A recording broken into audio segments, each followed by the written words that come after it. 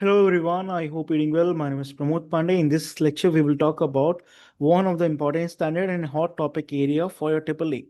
You probably having some sort of an article around this, and Kasif sir would have covered this already, but just wanted to reflect what is this standard is about and how this could be tested and certain things could be there, right? This is more of a smaller standard, just a one-page presentation, and I would be completing in the next 5-7 minutes. Just hold on and just wanted to reflect. So suppose if there's a company, that company does have some risks and could be opportunities related to the sustainability. So those need to be given to the disclosure. Now, in the disclosure, there's certain 4-5 point matters, governance strategy, all those things need to be given. So IFRS S1, this is a sustainability related disclosure one that talks about the general requirement for the disclosure which need to be given for the sustainability related financial information. The main thing is that you have to disclose the significant sustainability risks and opportunity related things.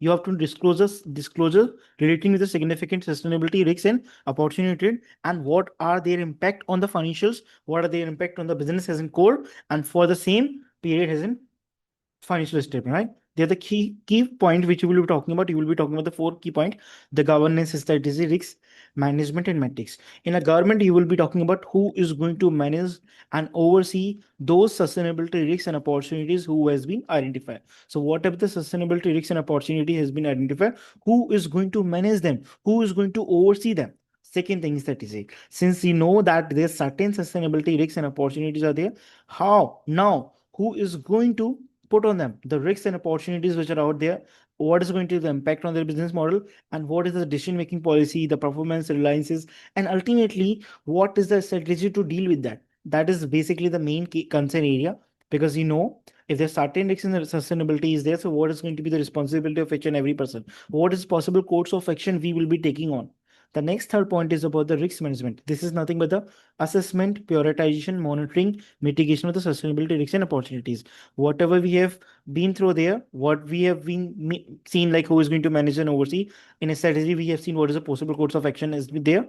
Now we will be talking about what ultimately you will be doing in mitigating the sustainability risks and opportunity, how you will be removing or mitigating the risks, and how you will be availing the opportunities which are out there for the sustainability, right? Then you will see yourself whether the opportunities which are out there or whether the risks are there, are you mitigating the risks to an acceptable level, how are you going to monitor that, how are you going to see that, assess that measurement of the risks, whether you have adjust this, or whether you have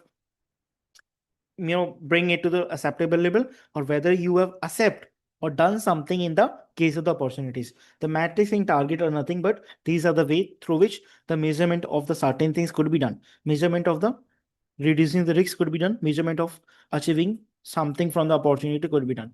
So measurement, monitoring or target, and external validation assurance could be done. So these are the 4 points which you need to take care about. You probably would be knowing about the general information. Governance means who manage and oversee the sustainability risks and opportunity. Risks means possible course of action, including to risks and opportunity, what is going to be their impact, defining everything. The risk management is that how ultimately you will be availing the opportunities and mitigating the risks. And then the measurement is the next thing, that is ultimately the continuous process that will become the part 4. Now, how the certain things could go wrong in a AAA paper? It could be that they have given the incomplete or inconsistent disclosure for the sustainability risk and opportunity, which was the main thing. They would have been the lack of clarity on the impact of the financial statement. There is no evidence of the governance, monitoring, or external insurance, and time horizon and assumption are not explained. So these are certain things that could go wrong. And ultimately, in this edition, I just wanted to say there would be a lecture for other classes coming, sir, which you need to go through, and I think that would be more than enough if there's a standard on this particular technical article. If there would be any technical article on this standard. With this note, I would be taking signing off. Would like to meet you in the next one, which is going to be edition as to again the sustainability related standard, but again very specific to the climate one. Okay, all right, take care, have a good time.